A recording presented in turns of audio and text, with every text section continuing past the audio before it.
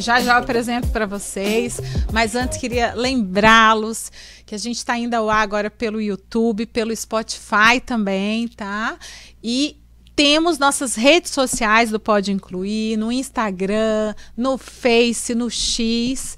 E, por favor, ao final do vídeo, não esqueça de curtir esse conteúdo, compartilhar, porque ele é muito importante e ele ajuda e acaba resolvendo, né, muitos problemas emocionais, espirituais, inclusive, porque a gente já trouxe até um pastor aqui, né, no Pode Incluir. E, enfim, compartilha, porque traz muitos bons frutos aí para muitas famílias. Então, hoje a gente tem um convidado muito especial, que é o Dr. Nelson Liporassi. Opa!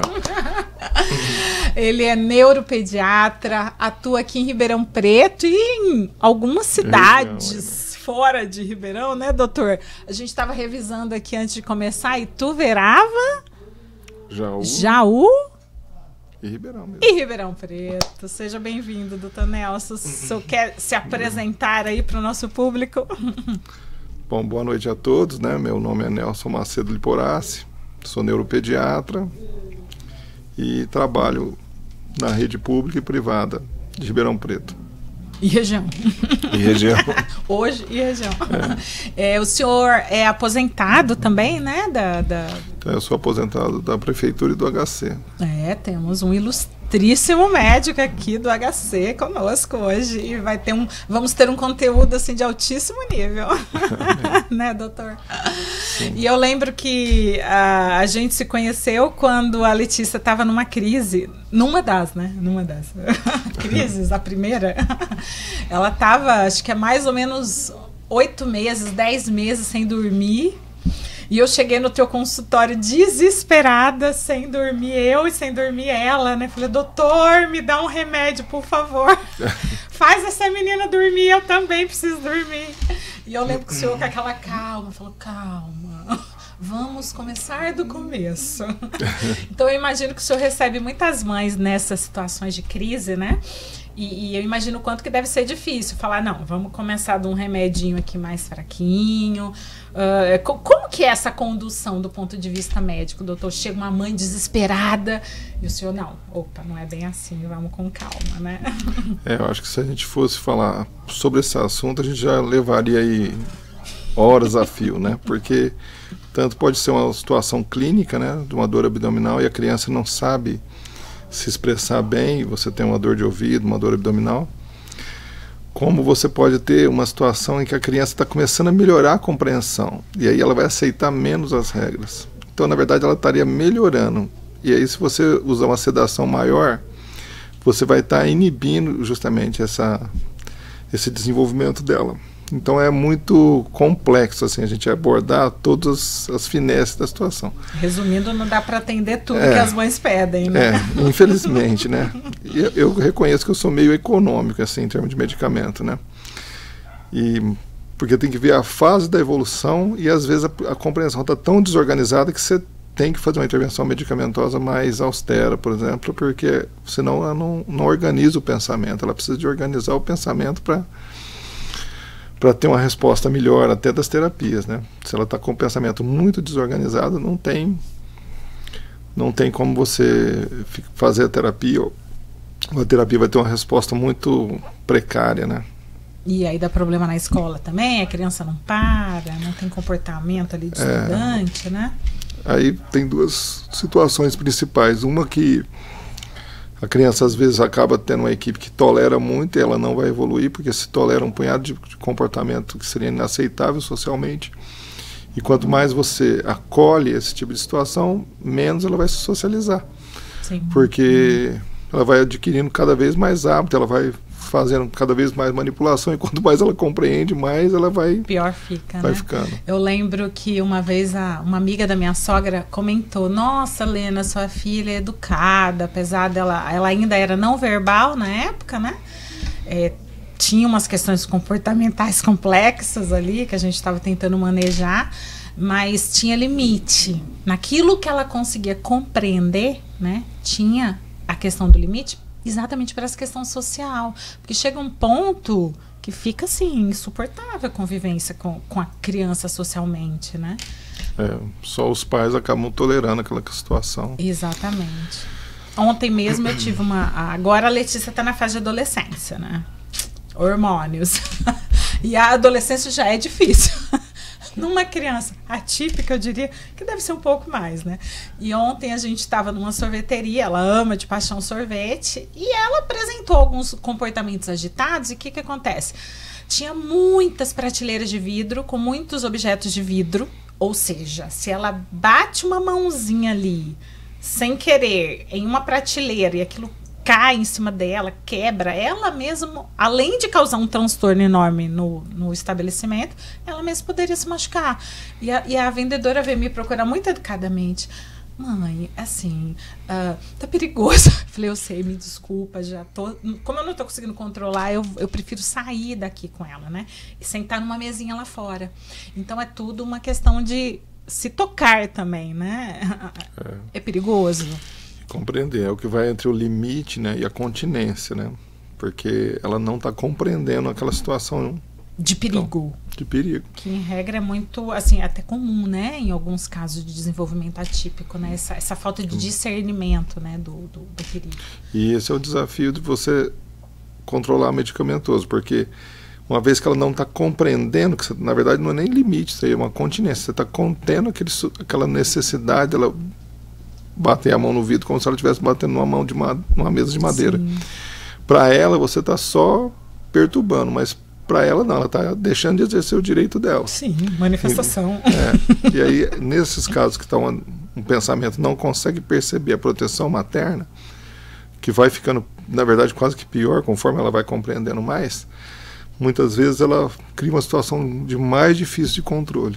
Né? Quando ela é pequenininha, a criança pega uma garrafa de vidro, ela vê o desespero da mãe e ela para pelo desespero da mãe, né?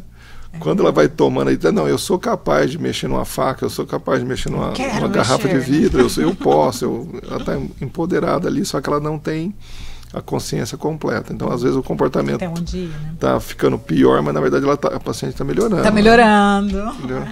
É verdade, eu já ouvi isso também, de algumas terapeutas, né? Calma, que parece que está pior, mas, na verdade, está aumentando o nível de consciência, o nível de curiosidade, do experimentar, né, o mundo ao seu redor. Então, calma, enfim. E eu imagino que dentro da neuropediatria, tudo começa ali na questão, quando a família aparece no consultório e fala, doutor, a escola falou que tem algo errado, né? O vizinho, a avó, tá todo mundo falando que tem algo errado, e aí entra a história da avaliação, laudar, não lauda. Conta um pouco pra gente. Eu sei que é um assunto complexo, né? Mas dá uma pincelada pra gente. Depende muito da família. Tem família que quase que se sente aliviada com o diagnóstico. E muitas vezes até você vê que o neuropediatra acaba antecipando um diagnóstico de um quadro de TEA, sendo que na verdade nem seria bem TEA, é um transtorno de desenvolvimento diferente, mas acaba... porque fica mais fácil a compreensão pela família, para o convênio, para o profissional que vai tratar. Então, muitas vezes até, vamos dizer assim, amplifica esse diagnóstico, mesmo tendo poucos sintomas de TEA, você acaba fechando o diagnóstico, porque a família sente que está numa busca constante, faz ressonância, faz exame de genética, não sei o quê. Então, é como se a mãe estivesse deixando de exercer aquela função. Então, na hora que você dá um nome, ela até às vezes se organiza. Sim. Mas, em já geral, sei contra quem vou lutar, né? Tipo assim. Mas em geral é um sofrimento, porque vem sempre uma sensação de que não está fazendo tudo, e na verdade não é que ela não está fazendo tudo, aquele quadro é mais grave do que que ela está comparando, ela se compara com a outra mãe e é um sofrimento só para a família, geralmente. Isso vê muito nas clínicas, nas terapias, né? Elas ficam ali na recepção, elas, e eu me incluo nisso. E eles falam, nossa, olha que gracinha, como está evoluindo bem. Ai, por que o meu não evolui? E aí começa... toma sofrimento em mãe, né? E já não tem, né? Já não tem culpa, já não tem sobrecarga, já não tem nada, né? Disso, enfim, ainda tem mais essa questão. Mas, assim, a questão do laudo, quando, ok, tem um nome, tem um CID, né? E tem um laudo. E na minha vivência, por exemplo, quando entra a questão de tratamento, aí vamos lidar com convênio médico, com seguro-saúde. E hoje é muito complicada essa questão do laudo, porque quando você lauda, você sabe que isso automaticamente vai para algum lugar, né? Com um objetivo. Então, como que tá essa questão de laudar hoje? Em relação a antigamente, eu imagino que deva ser mais complexo, inclusive, né? Então, hoje, vamos dizer assim, as pessoas estão simplificando, fazendo uma equação e simplificando com um quadro de TEA quase todo transtorno de desenvolvimento. Então, você pega lá síndrome de Down e coloca que 20% dos quadros de síndrome de Down cursam com autismo junto. Então, está amplificando bastante esses critérios diagnósticos ao ponto de englobar mais transtornos que comprometem o desenvolvimento. Não é difícil observar transtorno de desenvolvimento. A própria mãe, quando se apresenta na consulta, ela já notou que tem algum transtorno de desenvolvimento. Agora, esse transtorno de desenvolvimento ele pode estar mascarando uma doença orgânica de base, às vezes até involutiva, né? E ele precisa ser investigado, né, em vários fatores etiológicos, de doenças metabólicas que vão agravando com o tempo, né? Mas eu gosto nem de ficar falando muito que são doenças raras e só vai desesperar mães aí. Tipo as síndromes, por exemplo, né? E as síndromes. E não muda muito o tratamento, né? Tem um ditado que fala o seguinte: você erra o diagnóstico, mas você não erra o tratamento. Então, se você ficar a intervenção vai ser multidisciplinar sempre, né? De todo jeito vai ser multidisciplinar. O que às vezes vai diferenciar é que algumas crianças não se adaptam a certos métodos, mas depende muito de cada criança e do terapeuta que está aplicando, né? Se você tentar colocar muitas regras e a criança, na verdade, está compreendendo mais, às vezes a criança fica mais resistente e não quer ir na terapia e tudo. Então, mas eu acho que a personalidade do terapeuta e da família, né, vai organizar esses pensamentos aos poucos, aí vão se encontrando, né? A personalidade, troca de terapeuta. Às vezes você vai ver a criança tem uma dificuldade mais de linguagem, ela se dá melhor com a TO. Entendeu? Sim, é verdade. E aquela questão de empatia, deu liga ali na relação, né? Hoje eu vejo uma situação, ainda falando sobre a questão dos laudos, né? Escolas, né? Então, por exemplo, eu ouvi relatos de mães falando assim: meu filho está numa sala de aula que tem uma criança com TOD. E essa criança com TOD agrediu meu filho. Agrediu assim, deu uma chave no pescoço, quase enforcou meu filho. E aí eu procurei a coordenação, falei, ok, aconteceu, mas o que vai ser feito para prevenir? Ele tem um laudo, ele tem um CID, e é difícil. Então, assim, eu fico imaginando também o papel da escola. Vem um laudo médico falando, opa, ok, ele tem TOD, né? Mas pode ser um TDAH, enfim, outras questões que tem implicação no comportamento social ali da criança, né? E quando entra na esfera do espaço do outro, né? Invade o espaço do outro no sentido negativo, é como se o laudo justificasse.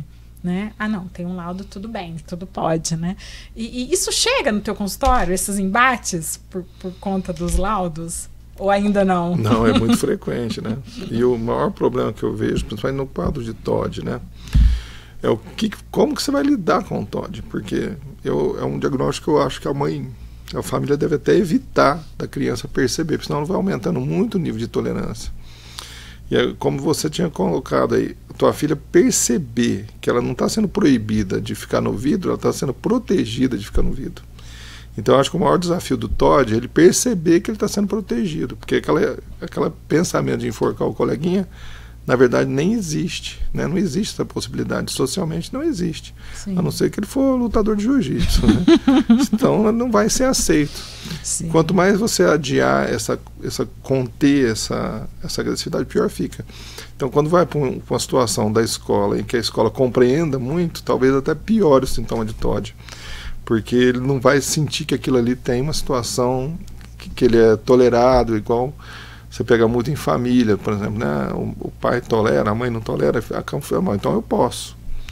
Não, você vai se cortar, né? Não tem como TOD. Eu bati no amigo. Não, você não passou, foi vergonha. Né? É a história. O diagnóstico não é significado de permissividade excessiva. Muito pelo contrário. É aí que você tem que mudar. Tá tendo um limiar aí que eu tô vendo um pouco de confusão.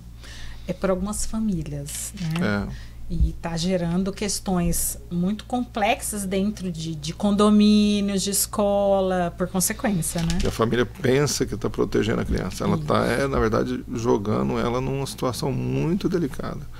Então, na hora que ela evoluir, ela não vai tolerar um chefe que queira que compre horário, que tenha não sei o quê. Então, ela vai ter um emprego, vai largar logo o emprego. Então, mesmo que ela tenha poucas dificuldades, se ela não lidar com essa limitação de perceber o outro, tolerar o outro, compreender o outro, ela vai sofrer muito mais, né?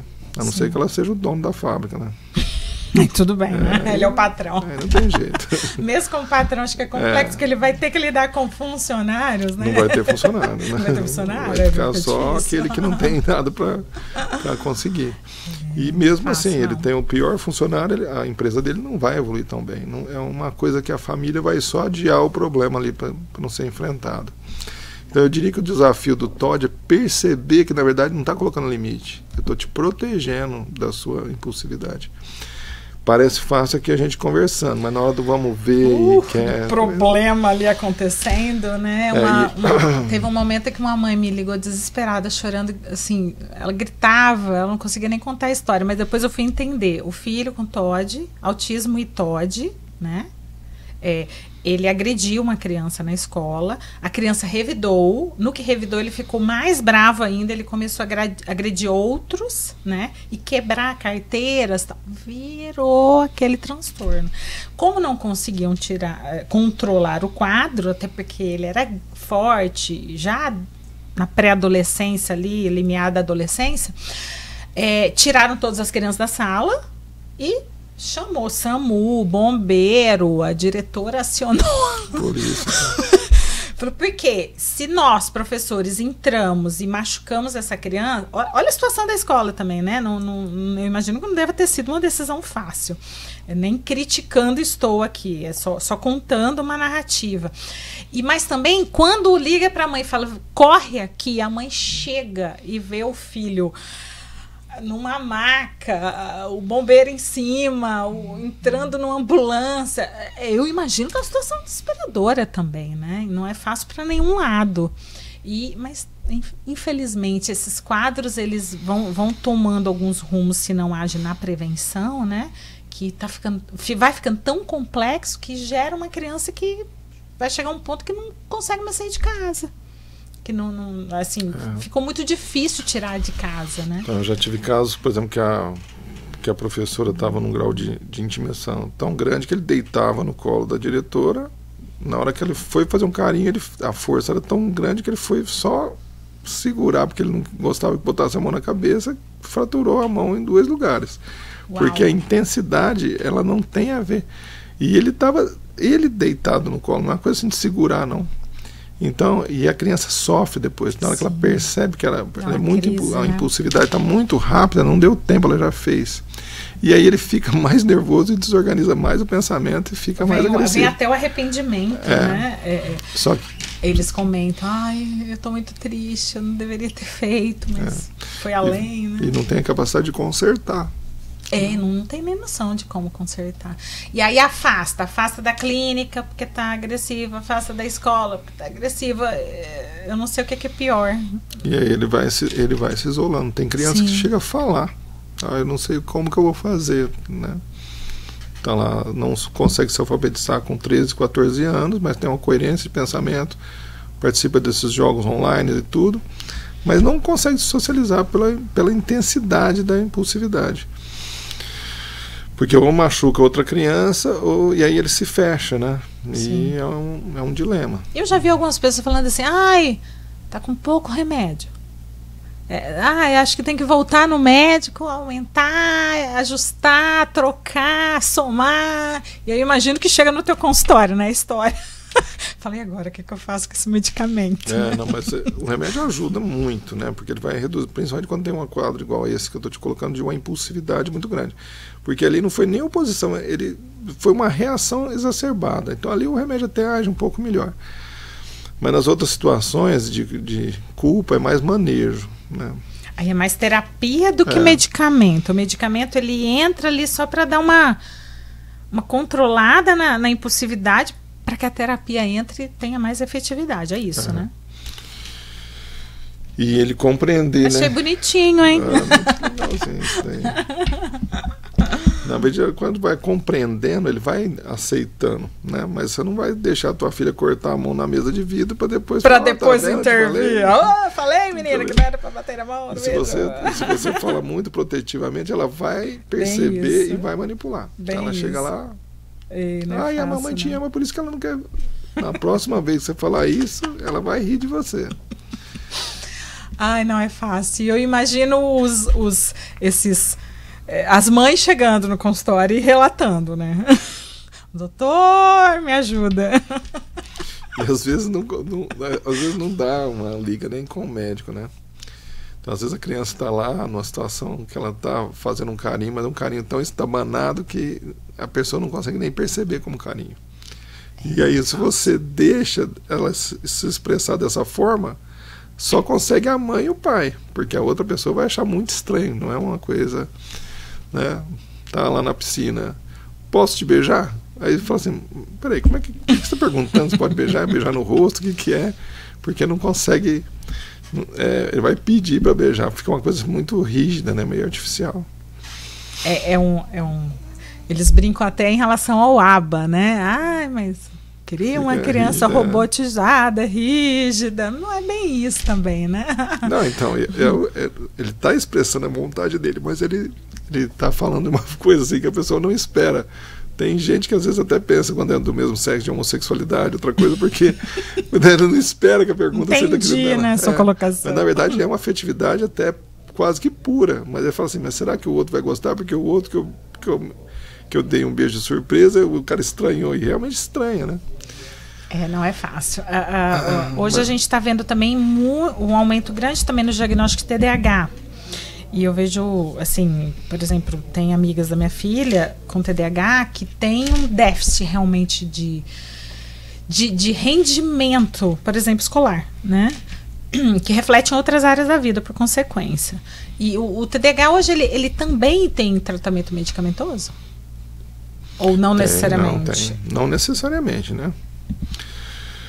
Eu acho que o TDAH, o maior desafio que tem é justamente esse, porque a criança que ela tem um desempenho escolar, tem uma capacidade cognitiva muito grande, ela não vai ter dificuldade escolar, só que ela tem toda uma impulsividade que vai limitar, né? Então, a criança entra de representante de classe para candidato.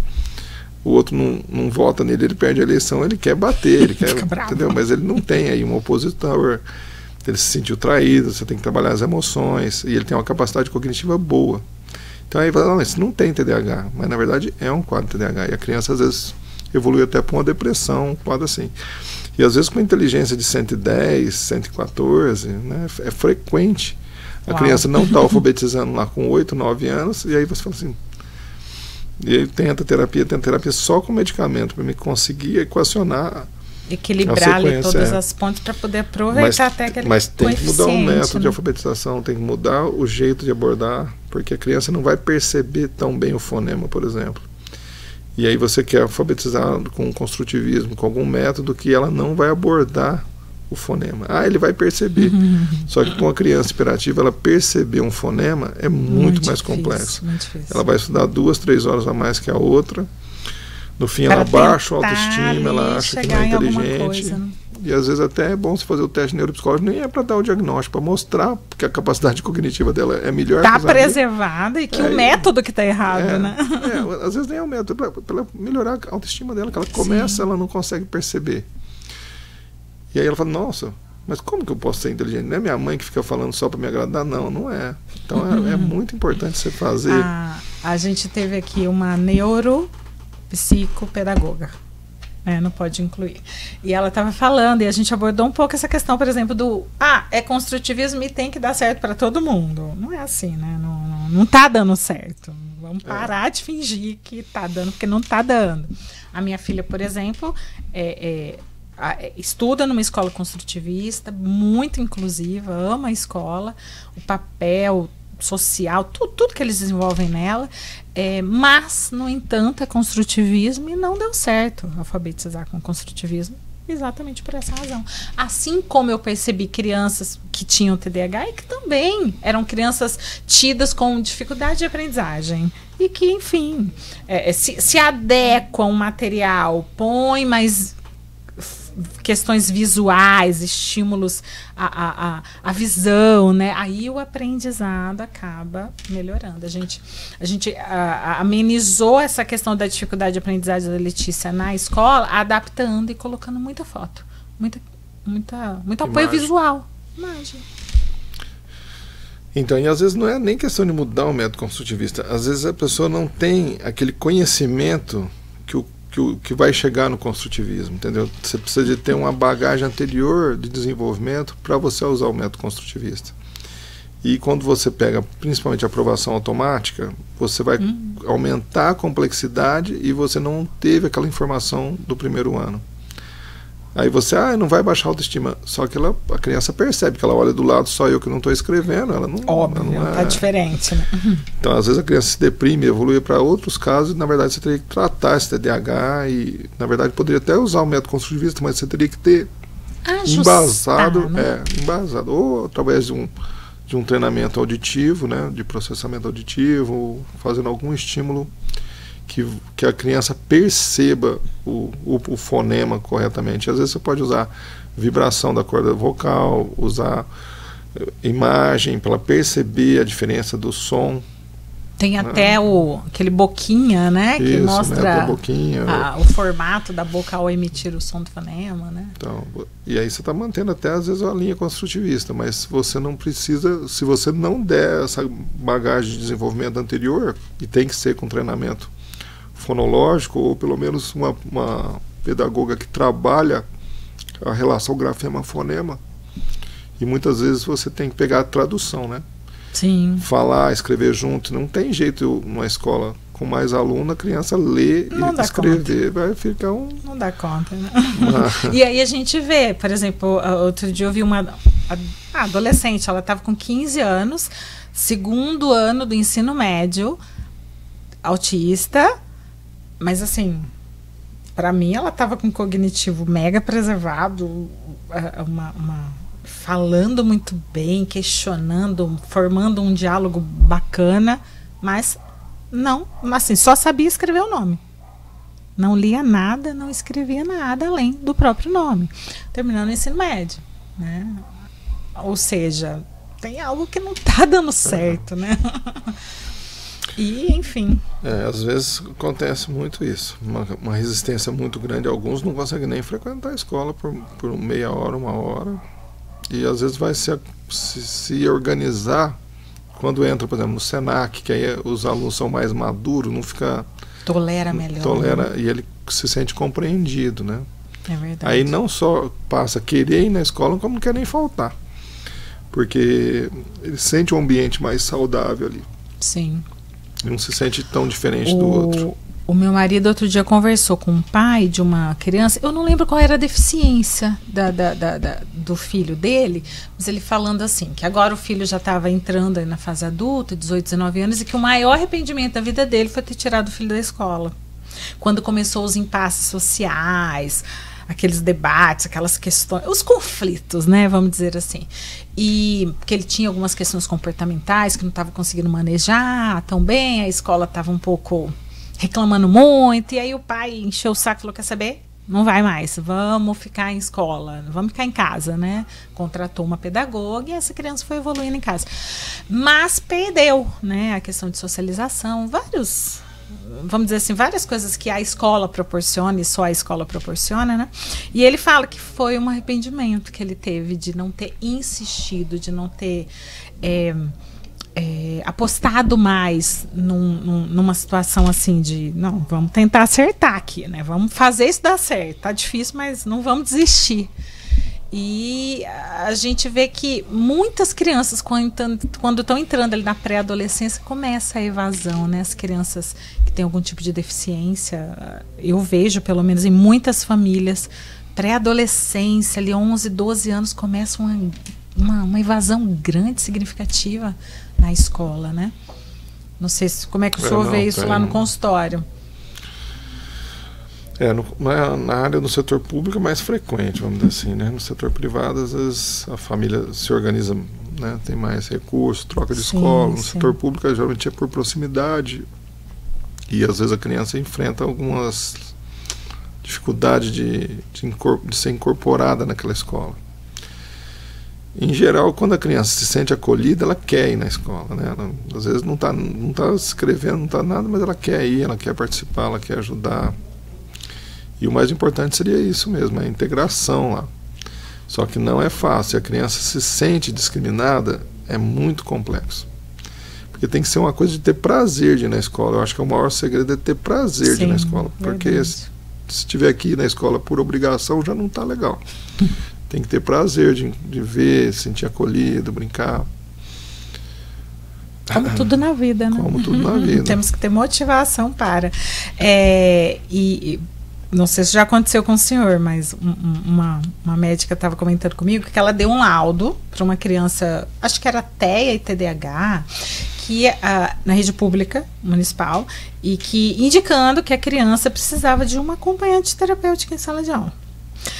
A mãe apresentou para a coordenação da escola, que repassou para a Secretaria Municipal de Ensino, que disse que avaliou e que entendeu que a criança não precisava.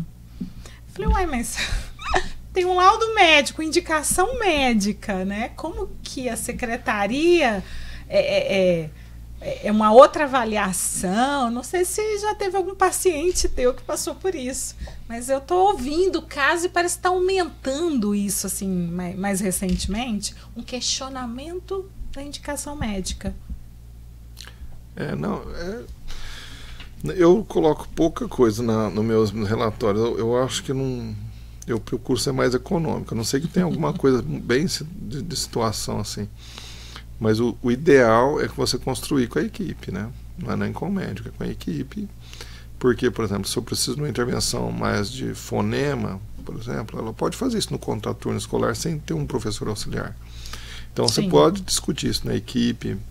Eu acho que o mais importante é a criança se sentir querida na escola. E quando a gente olha o lado da prefeitura, né, quando eu trabalhei na prefeitura, né, tem lá o pessoal, tem um excesso de pedido realmente, né, de situação, né, e tentaram até fazer algum questionário enorme, que depende de tanta informação, que dependeria da equipe, do professor, de várias pessoas para preencher esse questionário. Que eu acho que é uma iniciativa boa, mas eu acho que é mais fácil sentar e definir. Que é você já sabe melhor que eu, que é o Programa Individualizado de Intervenção, né? O PIT, né? Programa Individualizado de Tratamento. Porque aí você vai conseguir estabelecer, de acordo com a aptidão da criança, as metas que você vai fazer na escola. E é uma coisa que é muito variável. Tem criança que vai tolerar um professor para 3 alunos, 4 alunos. Outras crianças vão precisar de um apoio mais formal e quase que intenso mesmo. Mas eu acho que isso aí a gente vai estar elaborando, porque essa inclusão foi feita muito às pressas, entendeu? A escola não estava bem, estava muito esperançosa, mas um pouco iludida com as dificuldades que vai tendo em decorrência disso, né? Acho que agora está entrando num caminho que eu acho que vai melhorar, né? O Ministério Público tem ajudado bastante, porque ele cobra bastante. Sim. E aí vai nascendo as esperanças. Mas tem criança que talvez não precisasse de uma coisa tão intensa. mas a mãe sente que às vezes um professor individualizado seria até o melhor para o filho dela. E eu já peguei paciente que eu achava que tinha um cognitivo tão bom, mal precisava de um professor auxiliar, mas ele se sentiu 10 de ter um professor só para ele e melhorava assim assustadoramente quando tinha esse professor individualizado. Então, e tudo bem que seja por um tempo, ele tá bem, né? Ele se sentiu rei lá, então depende de como é que a criança percebe aquilo. Tem criança que não, olha, por que esse cara tá, só eu que tô com essa pessoa? Por que eu tô? Pergunta pra professora até, por que só fica comigo? Então, acho que como vai percebendo, eu acho que o maior problema desse dilema é que não tem perna para todas as necessidades, né? É verdade. Tem dificuldade até de manter as classes na quantidade que precisa, então fica muito difícil falar que a solução tá fácil, né? A solução, na verdade, acaba sendo individual. Analisar o caso, né? Sentar a família, escola, terapeutas e achar um caminho. E a gente vê muito também, fazendo um paralelo, a questão de quantidade de terapias, né? Então, a mãe descobre lá uma deficiência, um atraso de desenvolvimento, tá falando, não, eu preciso fazer uma intervenção intensa no meu filho, porque tem mais chances, é uma janela de neurodesenvolvimento que ele responde melhor, e aí eu preciso de um laudo para solicitar isso para o convênio. Como que fica isso? A opinião do doutor e a opinião da mãe, né? Então, aí que vai a situação. Tem umas pessoas que querem 40 horas por semana, né? E aí, por exemplo, que hora que ela vai na escola dessas 40 horas e que hora que ela vai brincar no parquinho, que hora que ela vai brincar com os pais. Então, que horas ela vai ter vida? Que horas que ela vai ter sossego ali. Mas, em geral, a pessoa trabalha com ludo, né? Nas técnicas de ludoterapia, então, geralmente, é um ambiente gostoso. Mas, vamos dizer assim, fica muito sobrecarregada a criança, todo o tempo estimulando. Mas essa mãe tem razão, tem mesmo os marcos do desenvolvimento e essa intervenção ela vai ser muito melhor efetuada naqueles momentos. Só que mãe é uma coisa assim muito complexa, ela quer proteger o filho de todo jeito e é frequente exagerar, né? Não falo isso como crítica, não, falo isso com o maior carinho, né? Mas, com intuito bom, né? Não, sempre positivo, só que quando você sobrecarrega, é igual quando você vai treinar para os jogos aí de maratona, não sei o que, ele faz o exercício, programa, depois ele dá uma parada para poder fazer. Se você não fizer os times ali de descanso, né? Não dá conta. Também sobrecarrega demais e fica uma coisa que é o que você falou, fica um cumprimentar artificial, um beijar artificial. Sim. Tem uma mãe que comentou comigo que o menino dela estava numa intervenção assim bem intensa, né? E ela começou a perceber uma piora em alguns comportamentos, do tipo assim, ele nunca foi agressivo e teve uma reação agressiva na clínica, onde ele fazia terapia. E aí ela falou, quer saber, vou dar um tempo agora, vou dar um primeiro ponto, ou aumenta medicamento, vou conversar com o médico que está acompanhando o caso, né? E o médico orientou corretamente, falou, olha, será que, né, antes da gente aumentar essa dose medicamentosa, será que essa criança não está, já que ele é não verbal, não está só querendo manifestar que está cansado? Porque ele vai para a escola, fica a manhã toda. Aí ele almoça rapidinho, vai para um monte de terapia. Chega em casa à noite e mal tem tempo para respirar, né? E ela falou, vou testar. No que ela reduziu, a criança começou a respirar e foi voltando. Não era um caso medicamentoso, né? Pois é. E tem muitos casos interessantes até, né? A criança às vezes tem um comportamento ruim na clínica, aí vai com outro profissional, professor de educação física, alguma coisa, né? O cara pega tinha um dinossaurinho, ele tinha ido no consultório, ele pegou e mandou o dinossauro na cabeça com toda a força. O menino falou, nossa, ele virou todo alegre, riu e doeu, viu? E assim, mas ele percebia que aquilo ali não era uma agressividade, era um encontro dos dois ali. Né? E que ele não levou para um lado negativo. Então eu acho assim, muito interessante o jeito que a criança. Então acho que às vezes a gente tem que compreender a emoção que está atrás daquele fenômeno, que às vezes é uma coisa completamente explicável, de ciúme, de carência, não sei o que ele nem quer ir na terapia, ele quer ficar mais com a mãe, quer curtir mais a mãe, e a mãe está sobrecarregada, ela querendo fazer o mais, e ela quer só entrar na piscina lá e ficar tranquilo, né? Então tem muitos fenômenos assim que a gente tem que entender o fenômeno de emoção que gera. Às vezes tem mãe que fica até irritada, que eu pergunto, mas o que foi? Ah, não tem, deu birra, mas o que foi a birra? Né? Uma birra de ciúme é completamente diferente de uma birra. Né? Uma birra de ciúme, se você ignorar, você está estimulando o ciúme à estratosfera. Né? Então, tem um punhado de situações que a gente tem que ser melhor observada para você definir a medicação.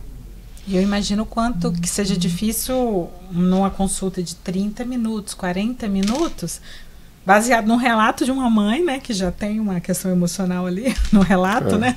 Você traçar um rumo no sentido de, não, vamos entrar com medicamento, não vamos entrar com medicamento. E é um desafio, porque às vezes a mãe, ela sente que não dá o remédio, ela está protegendo a criança, né? Ela sente que, meu filho está usando remédio, ela não consegue sentir que o remédio está justamente evitando o sofrimento da criança.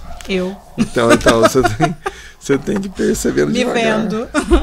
Tem que ir percebendo que aquilo ali é uma coisa de proteger a criança. Né? A criança vai sofrer menos, ela vai poder interagir melhor. E às vezes o remédio não dá certo, que é o maior dilema aí, porque às vezes você vai pensar mesmo, né, o pessoal fala, canabidiol, você usa, um melhora o sono, o outro piora o sono, cada um reage de um jeito completamente diferente, às vezes até a apresentação que você está usando. Você usa de um laboratório, a resposta é mais de um jeito. E tem miligramagem, é tanta coisa, né? Miligramagem, tem absorção e tem a resposta. Tem uns que vai melhorar o sono só depois de algum tempo, tem uns que vão piorar o sono. Piora antes de melhorar e vira aquele caos, né? E as mães te ligando, doutor, piorou. Tem aquelas, eu até dou meu telefone, mas sempre peço para deixar recado, porque não tem como atender. Não dá para atender 100% do tempo.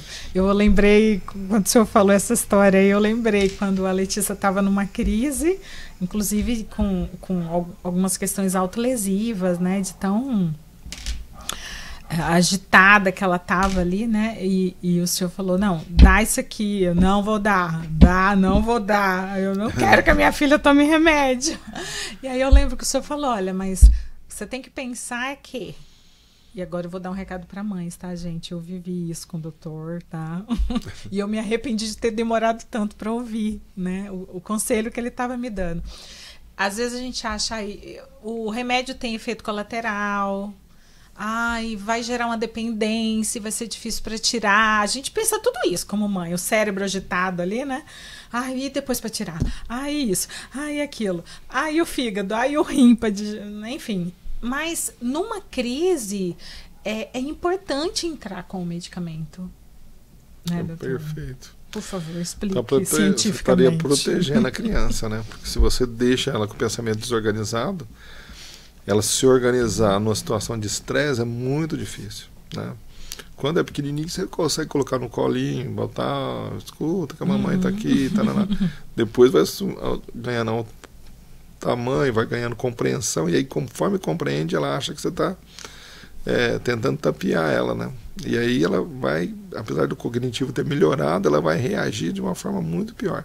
E quando ela está num comportamento autoagressivo, eu diria assim que pelo menos uns 80% são condições que ela não está compreendendo aquela situação de proteção, né? Eu não estou compreendendo que eu não posso bater com força na mesa de vidro. Você está só implicando comigo, ela não consegue perceber aquilo. Aí você vai lá e coloca uma situação de limite. E aí que eu tenho certeza que você não gosta de mim mesmo, você está fazendo esse pecuinha, vai ficando uma coisa mais confusa. E vai gravando o quadro. E alongando algo que com o medicamento e a organização vai vindo, né? Você vai conseguindo manejar melhor o quadro, até para que o quadro termine o quanto antes, né? Não, e a criança está em sofrimento, né, Helena? Eu lembro desse termo. Principalmente a criança está em sofrimento. Para mim chegar a me bater é porque eu estou muito triste comigo mesmo, eu estou muito triste de eu não estar compreendendo a situação, eu estou muito desorganizado, eu quero ali, quase que eu querer morrer, vamos dizer assim. Então ela tá sofrendo. Se fosse uma coisa só de mandar na mãe, tava bom. Tudo né? bem. Com sequelas físicas, pior, aí é uma coisa muito grave. Tem muita né? mãe que, por exemplo, tolera a criança bater nela, por exemplo, principalmente quando era pequenininha.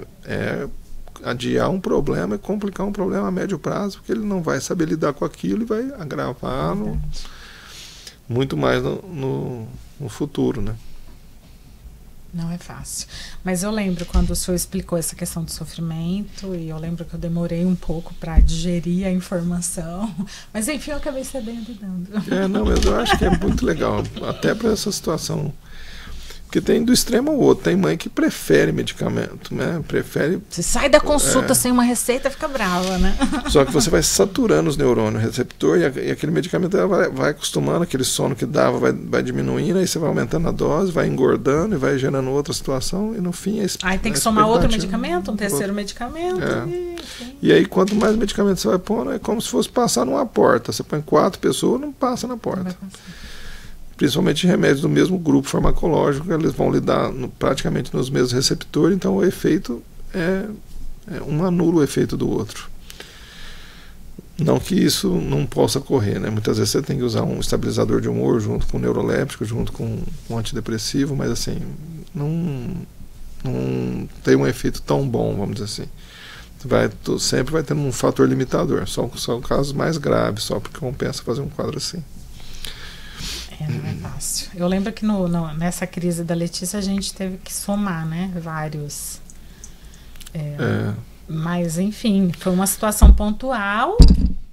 O quadro foi amenizando. A gente trocou com algumas questões descobrimos que tinha alguns complexos vitamínicos que estavam embaixo, a gente entrou com suplementações também, e por fim, hoje ela está sem nenhum deles. Então aquela ideia minha, eu nunca mais vou conseguir tirar, não vou começar porque eu não vou conseguir tirar, não existe isso, né? Eu diria que a maior parte dos remédios não geram dependência, apesar de você vai entrar no YouTube lá, vai falar que Ritalina gera dependência, que não gera, o problema é que você volta para o base. Você estava agindo na hiperatividade, você parou o remédio, ele volta a ficar o que era antes. Sim, aí você vai ter que dar conta sem o remédio daquela situação. E o remédio não vai mudar a personalidade, você tem que fazer terapia junto, porque essa terapia é que vai mudar o jeito de olhar para a situação, vai melhorar a segurança dele, ele vai conseguir compreender melhor a matéria lá escolar, por exemplo, no caso da Ritalina, e aí na hora que ele se sente mais seguro, ele às vezes vai poder parar com o remédio tranquilamente, mas eu acho que se ele está numa situação de separar e voltar a sintoma, não é que você ficou dependente da Ritalina.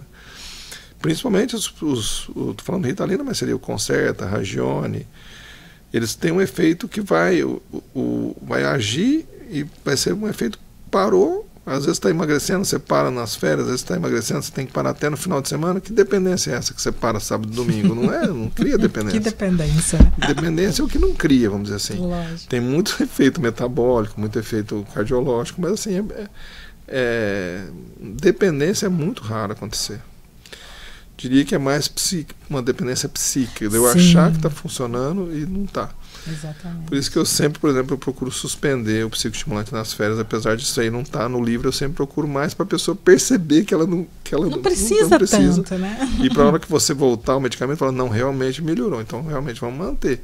Que aí ela percebe que depois da segunda, terceira semana que você entrou com não, realmente foi diferente.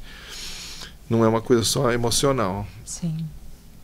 Mas não causa dependência, não. Pode ficar tranquilo. E a maior parte das medicações não vão causar dependência. É mais fácil ficar dependente de uma cortisona, de um outro tipo de remédio aí.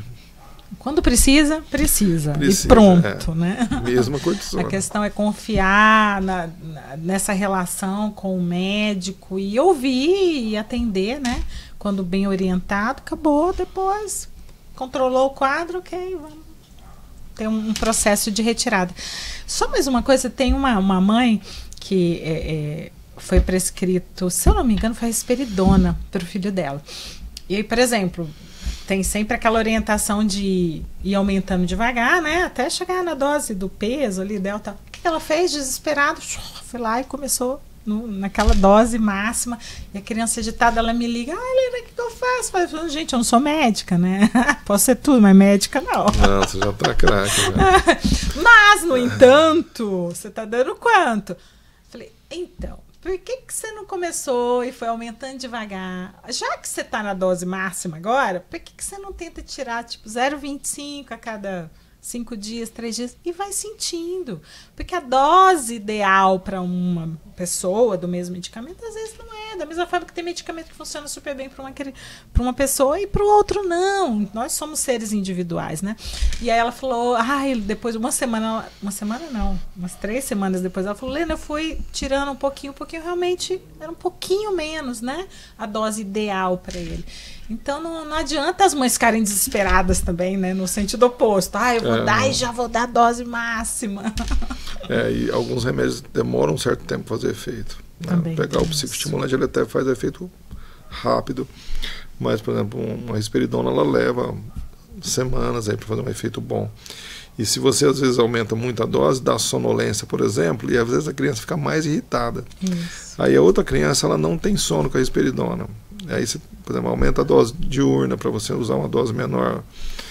E tem todo o efeito assim de... Você vai usando dose muito alta, aumenta o apetite, aí você aumenta a dose, vai complicando. Mas eu diria assim, dependência não me preocuparia tanto, assim, igual até no YouTube, mas tem todo um efeito metabólico que tem que acompanhar. Sim, com certeza. Acaba alterando. E tem que ter uma técnica de manejo, porque às vezes é mais manejo do que medicação. Se a pessoa não percebe, ela tem que perceber ali que está sendo protegida de não quebrar o vidro, e vai assistir um filme que vê quebrando o vidro, vai assistir uma situação, nossa, quebra. Então, às vezes vai ter o start em outra situação, que vai perceber que a mãe está protegendo ali e não colocando um limite. Aí a criança se organiza mais, ela se sente mais acolhida, se sente protegida. Se ela continua com o pensamento desorganizado e você tolera, porque você está em casa, na verdade ela vai sofrer mais, porque você me deixou fazer, eu posso ou não posso? Na próxima intervenção ela fica mais confusa. É verdade. Enfim, estamos aqui agora finalizando, pode incluir. Infelizmente não dá para alongar mais, mas o tema é muito interessante, é um ponto de vista médico, um médico maravilhoso, respeito demais, me socorreu demais em muitas crises, super indico, inclusive, tá, gente? Mas, enfim, temos que terminar, né? E quem sabe depois o doutor vem pra gente falar de outras coisas aqui, porque muito assunto dentro da neuropediatria para ser abordado, né? E o tempo, infelizmente, não é infinito. Mas agradeço demais a presença do Dr. Nelson aqui conosco. Eu que agradeço o convite, foi um prazer estar aqui. Amei nossas conversas, espero que tenha dado starts aí, né, ideias para muitas pessoas que vão estar assistindo a gente. E não esquece, hein, gente, de apertar o sininho lá, dar uma curtida no conteúdo, compartilha, pelo menos para 2, 3 pessoas, que esse conteúdo vai ajudar muitas famílias. E até a próxima no Pode Incluir.